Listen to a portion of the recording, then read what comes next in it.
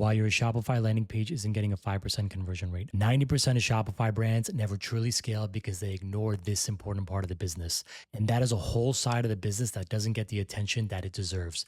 And that is landing pages. Brands struggle to scale because they suffer from low conversions, not click-through rates, not ad spend, not email flows. It's in fact low conversion rates. In this video, I'm going to show you exactly what you need to do step by step to get a minimum of 5% conversion rates for your Shopify store. Listen, running a killer ad or email flow is not enough to sell e-com in 2025. They're both great ways of going after your customer, but none of it really matters if your website and landing page aren't optimized.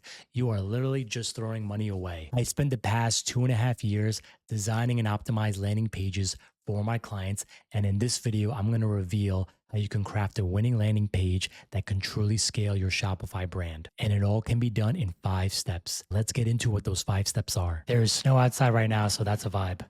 Getting into it, these are the 5 steps how to craft a high converting landing page.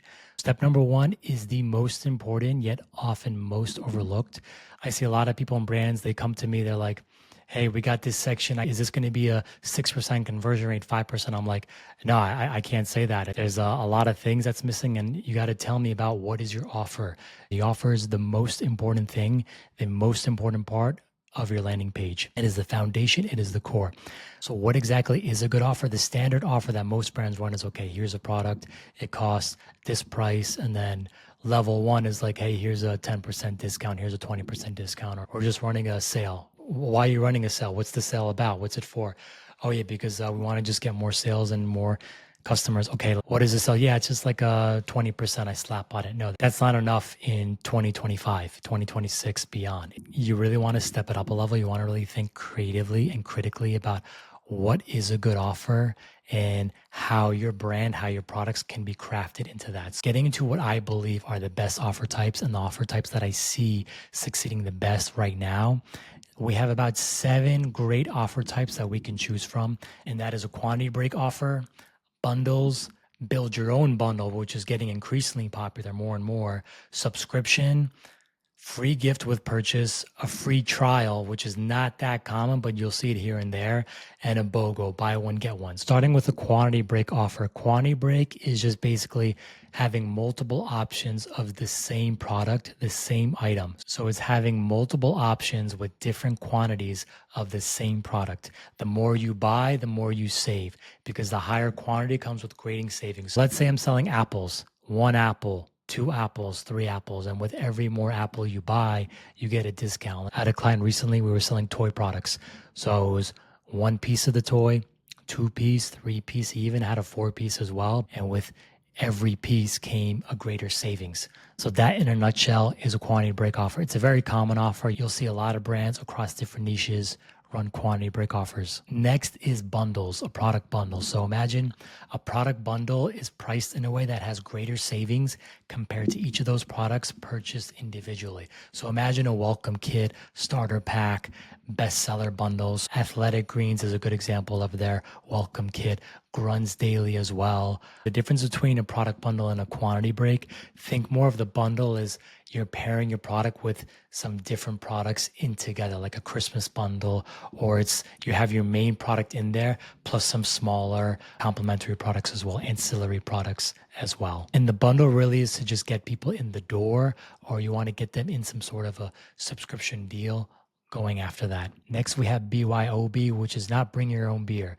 That is build your own bundles. This is something I don't see too many brands doing, but more and more brands are asking me about this and seeing how we can do it for their products. So it's basically taking from this, but you're just customizing it. So it's a type of bundle where the customer can choose their own combination of products, and it's useful for providing people with customization while you're also enticing them with price savings. Off the top of mind, the brand that's doing this the best right now is Huel. So Huel does this with their protein products where you can just pick and choose different. You have like A, B, C, D, and you can just pick different variants and options of that. Next, we have subscriptions. Subscriptions are super popular these days. That is just basically a recurring service where the customer automatically receives a product at regular intervals, like every month, 2 months, 3 months, whichever, often at a discounted rate. So the customers get that convenience plus the savings and a steady supply of their preferred products without needing to manually reorder. So this works really well with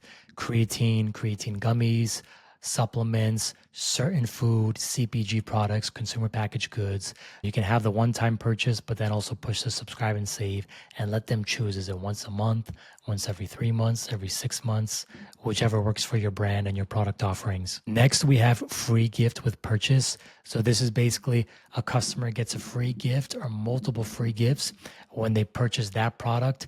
This can even be an additional or complimentary item, a warranty, or even free shipping. So Javi Coffee comes to mind. They do a great job of this where they have basically 4 tiers of their product, and each tier comes with an additional gift. Next is free trial.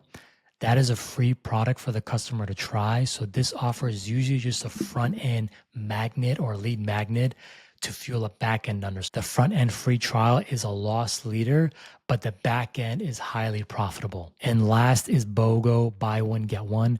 So if a customer buys 2 items, they get the second item either at a discount or for free. So this incentivizes people to buy more than one and increase the AOV in the long run. BOGO has been a very common offer for a long time now. Next, after you pick your offer, it's super crucial to get this next step dialed in. This next step, a lot of brands and clients do this while we're preparing the landing page. So we can add it either at the beginning or whenever we're done with our design, but it's so important, and that is getting your social proof and images ready. Sometimes I've seen landing pages where the landing page itself isn't that good and it's really not optimized, but the product imagery is so good, it's so beautiful, it's so enticing to just get users coming in. Even me, I don't even want to buy anything from them, but the product imagery is so good, so I'm just checking it out. And here I've broken down 8 ways how to make your Shopify images better.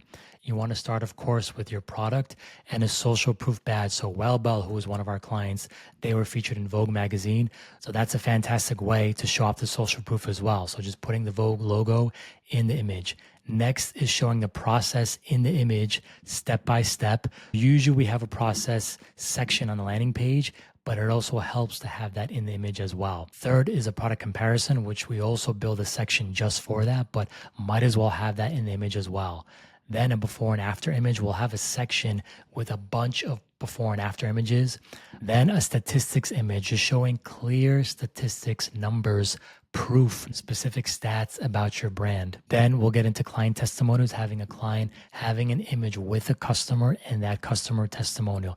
Even better if that customer is somewhat famous. Next is the ingredients list. Of course, users want to see the ingredients as soon as possible usually. So you want to really have your ingredients list in there as well.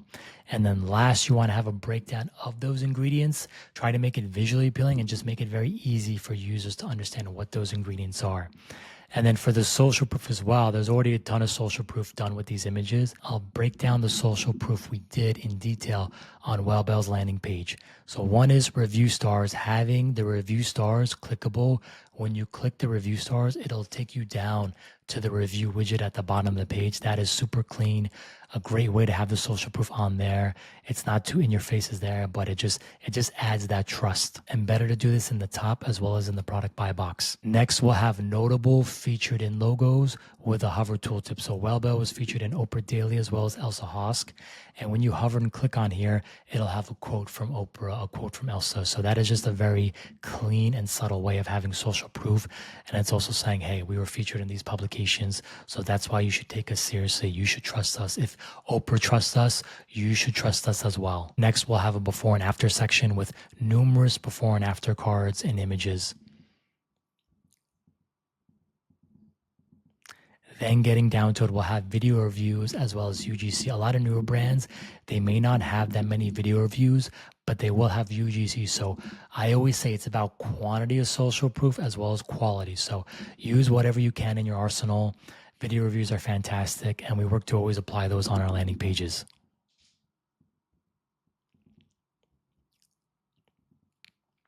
Next is the About Us.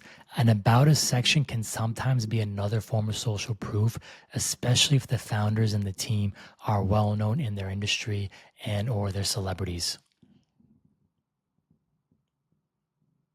And at the bottom, we have another review section via their review widget. So this is usually an app like Luke's or Judge.me or Bazaar Voice or even Okendo and Yapo. So this is very easy to do with Replo. We build all our landing pages on Replo, by the way. Replo makes it very easy to do. We can just take the HTML from the review app and just apply that as a widget on the page. Now on to step number 3. Step number 3 is what I used to think is the most important part of a landing page. But now for our purposes, it's step number 3, and that is the layout, the design, the user experience. So I have here, I'm going to link this file in the description and comments below. Make sure you access this file. This file is totally free. I lay out here the frameworks and blueprints for each landing page type. So make sure you go into this. We have here a product landing page framework, a home page framework, collection pages framework. A lot of clients sometimes will do a collection landing page. That works for this too. A listicle framework and advertorial framework. So like I showed you on the Wellbel page, it's super crucial to have all the right sections on your landing pages. Most clients, when they come to us, we start with a product landing page or a sales landing page. And we started with this exact layout, a nav bar at the top, buy box, social proof, a second form of social proof like video reviews, benefits, ingredients, materials, depending on your niche, more social proof, comparison section. That's one of my favorite sections we build out, a FAQ as well, plus CTA. You want to have your CTAs, usually sticky CTA. You see on here, every green here is a CTA. So you always want to have multiple CTAs on there, but I'll leave this file in the description below so you can access it and you can look in detail as well. What is the right framework for each landing page type? Step number 4 for building a high converting landing page is building in Replo. It's so important to build in Replo. We can build with Liquid and Code, but it's so important to first test with Replo. You want to really build those designs, those new pages in Replo and split test and A/B test first. So first of all, what is Replo? Replo is a tool that makes it super easy for businesses to design and build custom landing pages for their Shopify stores without needing to code.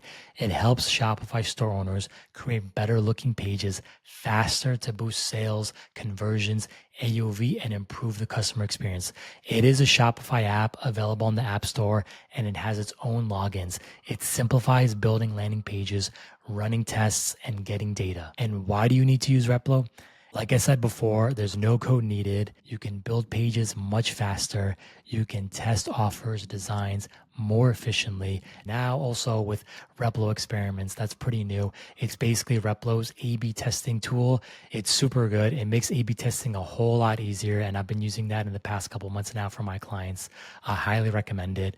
Next, you can get the data a whole lot quicker with Replo Analytics. They just unveiled that in Q3 of 2024. And last, you can even turn your Replo pages into templates and sections. So then you can use those templates to save time on your other Replo pages and just build out a whole lot faster. And then you can apply those templates in your Shopify editor. And last but not least is step number 5, and that is writing your copy. Fine-tuning your messaging. You want to make sure once you've got your offer, once you've got your social proof, you're building on Replo, you've done the design, the UX, now you want to really bring it all together, and the icing on the cake is with your copy and your messaging. You want to first make sure your copy and messaging aligns with your landing page and your ad campaign. And I have in here as well, step-by-step, how to use ChatGPT to write more effective copy on your landing pages. I have an example here that I did for TryCreate. They're not my client, just as a disclaimer. I just did them as an example, but go through this step 1, step 2, step 3, basically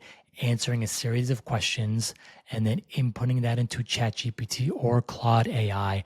And then step number 3 is just then talking with your AI tool, just fine tuning the copy from there. And I've recently updated that on a Google form. So I have my Google form questions here as well. So you can use this questionnaire as well to guide you and help you with your copy as well. But yeah, that really sums it up. I recommend going through this section as well, just getting it through how to make your copywriting better. And that wraps it up. That's the 5 steps of crafting a high converting landing page. I promise you, if you follow all these steps to a T and you follow everything that I went over, it's guaranteed that you'll improve your conversion rates. Let me know in the comments if you have any questions about this. Happy to help answer any questions as well. So there you go. That's the step-by-step process, how to build an effective and high converting landing page. Landing pages will do a lot to help you grow your revenue. But now, what if you don't know what it looks like in action? Click on this video up here if you want to see the landing page we built for Wellbel that got them 15% conversion rate in 2 weeks. I'll see you in there.